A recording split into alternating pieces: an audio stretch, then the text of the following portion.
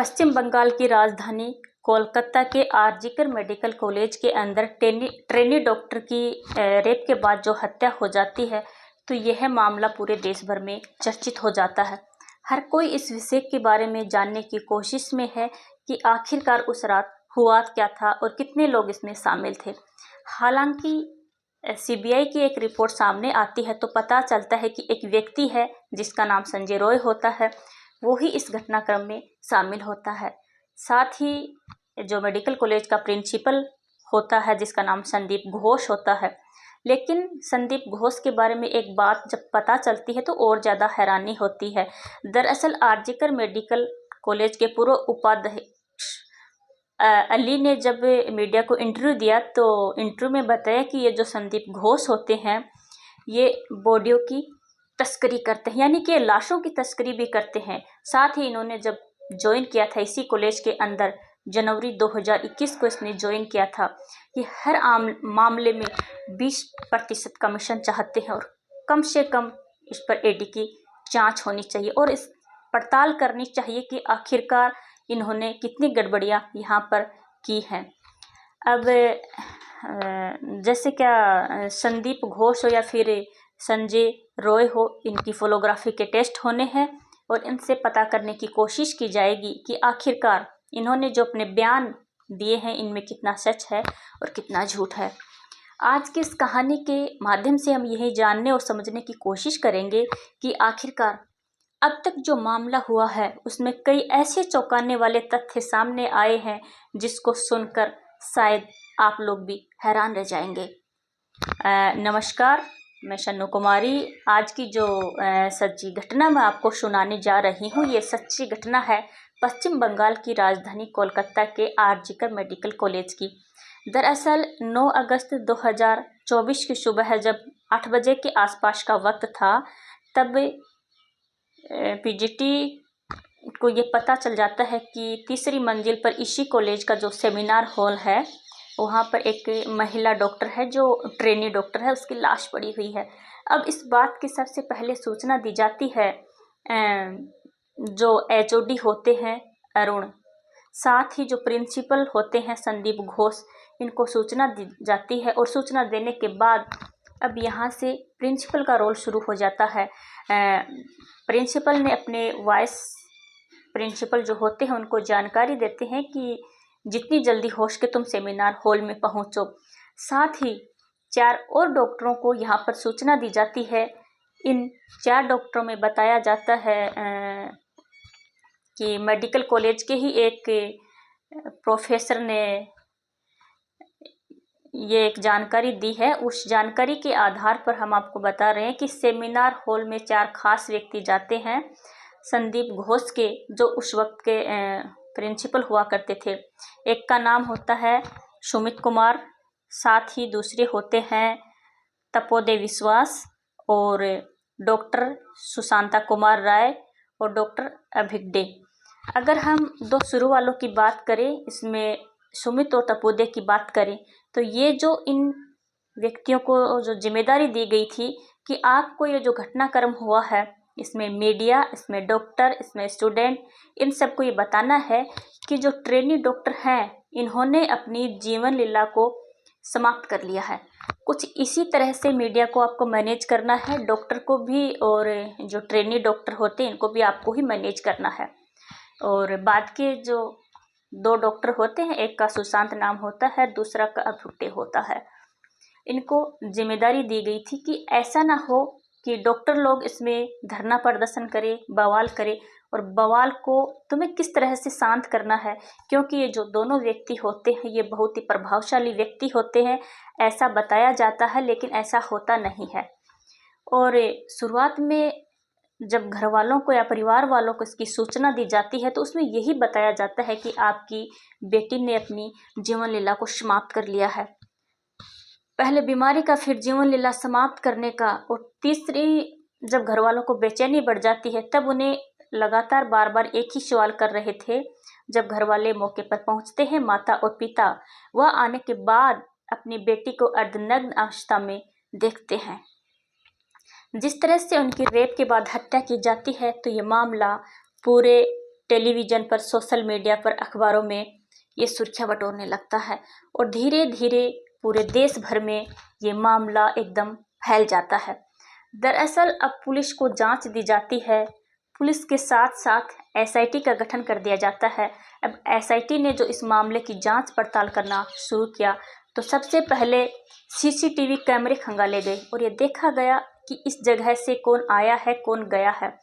अब सीसीटीवी कैमरे के आधार पर यह पता चलता है कि एक व्यक्ति है जिसका नाम संजय रॉय है, जो कि सिविक वॉलेंटियर है, जो कि पुलिस के लिए काम करता है और इसका हॉस्पिटल में आना जाना, मरीजों को देखना, उनकी तीमारदारी करना, उनको भर्ती कराना और हॉस्पिटल में कहीं भी इसे घूमने की आज़ादी होती है।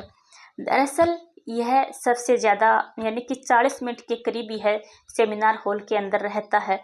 तो पुलिस का यानी कि एसआईटी का पहला जो निशाना ये संजय रॉय होता है और संजय रॉय को एक और बात से पकड़ा जाता है, चूँकि लाश के पास में एक ब्लूटूथ मिलता है। ब्लूटूथ का जब मिलान किया जाता है, हालांकि कई लोगों को रडार पर लेते हुए एसआईटी और जो रडार पर लेने के बाद पता चलता है तो जो ब्लूटूथ होता है वो संजय रॉय का है, उस ब्लूटूथ से मैच कर जाता है जो उस लाश के पास मिलता है। साथ ही जब उसको पकड़ के लेके आते हैं तो उसने अपने कपड़ों को तो धो दिया था, लेकिन वो अपने जूतों को साफ करना भूल जाता है। ऐसा बताया जाता है कि उसके शूज पर कुछ ब्लड के निशान पाए जाते हैं जो उस लेडी डॉक्टर के बताए जाते हैं। अब वो सीबीआई को रिपोर्ट सौंपनी थी 22 अगस्त 2024 को सुप्रीम कोर्ट में कि अपनी जो स्टेटस रिपोर्ट है वो दीजिए, लेकिन इस बीच में सीबीआई की रडार पर 73 लोग और आ जाते हैं। उसमें हॉस्पिटल से जुड़े 73 लोग थे जिनसे अलग अलग तरीके से बारीक प्रत्यक्ष और अप्रत्यक्ष रूप से इस ट्रेनी डॉक्टर से जो भी जुड़ा हुआ था उन सभी से पूछताछ की जाती है और पूछताछ के बाद फिर संजय रॉय का जो नाम है सबसे ऊपर होता है, नंबर 1 पर होता है। और इसकी जब फोरेंसिक रिपोर्ट आती है तो उससे पहले तक लोग समझ रहे थे कि इसमें कई लोगों का इसमें हाथ रहा है, महिला डॉक्टर के साथ रेप करने में और उनकी हत्या करने में। लेकिन जब फोरेंसिक रिपोर्ट आती है तो उससे साफ क्लियर हो जाता है कि इसमें एक व्यक्ति का रोल रहा है और वो व्यक्ति कोई और नहीं बल्कि संजय रॉय होता है। डीएनए रिपोर्ट से भी ये क्लियर हो जाता है, फोरेंसिक रिपोर्ट और डीएनए रिपोर्ट से, कि एक व्यक्ति है जिसका नाम होता है संजय रॉय। अब संजय रॉय का भी पोलोग्राफी टेस्ट होना है और टेस्ट होने के बाद कई तरह के सवाल पूछे जाएंगे। हालांकि अभी भी उससे सवाल पूछे जा रहे हैं लगातार और आगे भी पूछने हैं, इससे क्रॉस वेरीफाई होगा। ये भी बताया जाता है कि पोलोग्राफी टेस्ट का कोर्ट में कोई मतलब नहीं होता, लेकिन फिर भी सीबीआई अपनी तसल्ली के लिए कि आखिरकार जिससे अभी तक जो पूछताछ की गई है इस पूछताछ में कितना ये सच बोल रहा है, कितना ये झूठ बोल रहा है, क्रॉस वेरीफाई करने के लिए अब संजय राय ने इस बात की हाँ भी भर दी है, कोर्ट से भी अनुमति मिल गई है। लेकिन ये संजय रॉय अकेला नहीं बल्कि संदीप घोष, जो कि इस कॉलेज का प्रिंसिपल होता है, जिसने ये कहते हुए कि मैं अपने नैतिक जिम्मेदारी लेता हूँ, मेरी बेटी की तरह ये लड़की है, इसलिए इस घटना के लिए मैं अपने पद से इस्तीफा देता हूँ। जैसे ही उसने अपने पद से इस्तीफा दिया, 12 घंटे भी नहीं बीते कि पश्चिम बंगाल की सरकार ने उनको एक बार फिर से चार्ज दे दिया।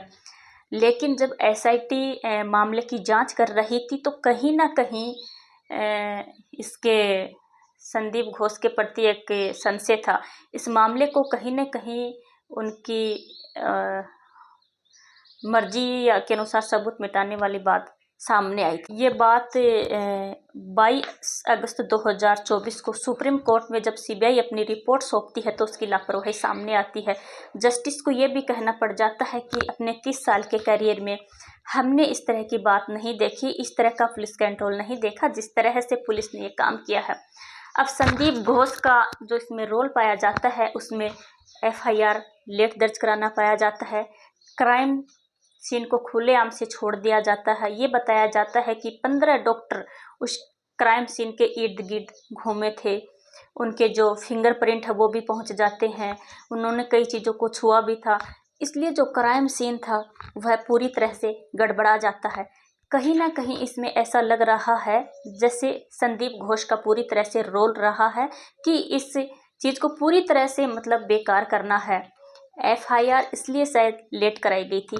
हालांकि शुरुआत में से अप्राकृतिक मौत दिखाकर मामला दर्ज तो कर लिया जाता है, लेकिन सही रूप से जो एक एफआईआर होनी चाहिए थी वो एफआईआर नहीं होती है। पोस्टमार्टम पहले करवा दिया जाता है और परिवार वालों को गुमराह करने के लिए एक सूचना दी जाती है कि तुम्हारी बेटी बीमार है।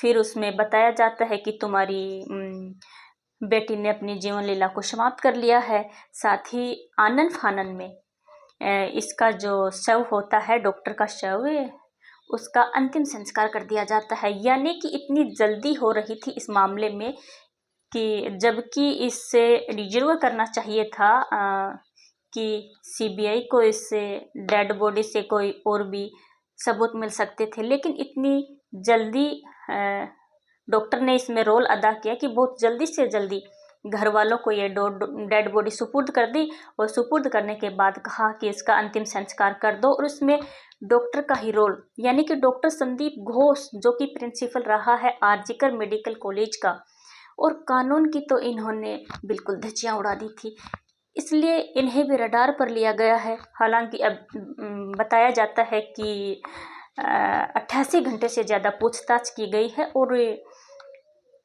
पोलोग्राफी टेस्ट के माध्यम से अब ये पता करना है कि जो बोला गया है वो सच है या झूठ है। कहीं ऐसा तो नहीं है कि पुलिस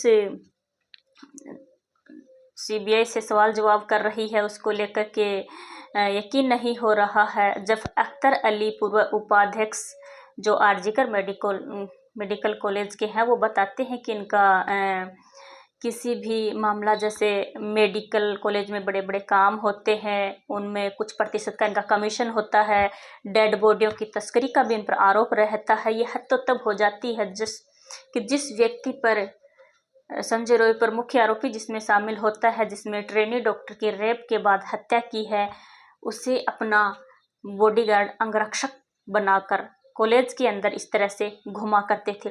तो कहीं ना कहीं इनके ऊपर ये भी शक जा रहा है।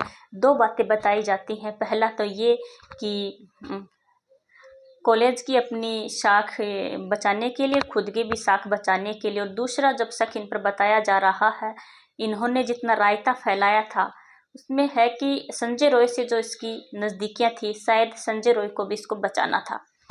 अब सीबीआई इस मामले की जांच पड़ताल कर ही रही थी, लेकिन जब पुलिस और सीबीआई ने जब सीसीटीवी कैमरों को खंगाला तो कुछ ऐसी चीज़ें भी इसमें सामने आती हैं जिसमें बताया जाता है कि 8 अगस्त 2024 की रात लगभग 12 बजे के आसपास ये 3 डॉक्टर होते हैं। ट्रेनी डॉक्टर जिसकी हत्या हो चुकी है, फिर एक और ट्रेनी डॉक्टर होती है और एक तीसरी ट्रेनी डॉक्टर होती है सुमिता। इन तीनों ने बैठकर साथ साथ खाना खाया था 12 बजे के आसपास। बताया जाता है कि कुछ देर के लिए सेमिनार हॉल में चले जाते हैं। उसके बाद ये राउंड अप जाने के बाद फिर दोबारा से जब ये सेमिनार हॉल में जाती हैं ट्रेनी डॉक्टर जिनकी हत्या कर दी जाती है, तो इसके बाद यहाँ हाउस स्टाफ होता है जो कि 3rd फ्लोर के उस इलाके में जिसका नाम गोला होता है, वो भी आसपास घूम रहा था। ये ज़रूरत से ज़्यादा घूम रहा था, इससे पहले ये नहीं घूमता है। और इसमें एक जो और डॉक्टर होता है, ये बताया जाता है कि ये सबसे लास्ट टाइम ट्रेनी डॉक्टर से बातचीत भी करता है। आखिरकार इन चारों की ट्रेनी डॉक्टर से क्या बातचीत हुई थी, वो क्यों वहाँ पर जो है एक कर्मचारी होता है हाउस स्टाफ वो क्यों घूम रहा था, इन चारों को भी रडार पर लिया गया है। जिसमें एक अर्का होती है, सौमित्रा होती है, गोला होता है, साथ ही एक ये जो इंटर्नशिप कर रहा है वो, ये चारों व्यक्ति होते हैं।